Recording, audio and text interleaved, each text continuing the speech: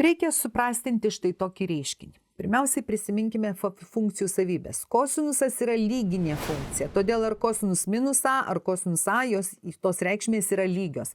Taigi čia galėsim parašyti kosinus a, ne kosinus minus a. Alfa čia, ne. Dabar periodas ir sinuso ir kosinuso yra 360 laipsnių. 1440 laipsnių tai yra 4 kart 360 laipsnių. Kitaip tariant, čia yra 4 periodai. Mes jį taip pat galim atmesti. Ir bus mums tik sinus alfa. Dauginta, čia yra kosinus alfa, čia yra tangent alfa.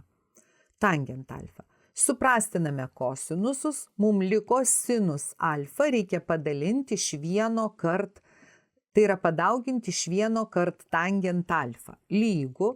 Dabar vietoj tangento aš galiu pasirašyti sinusas dalintas iš kosinuso.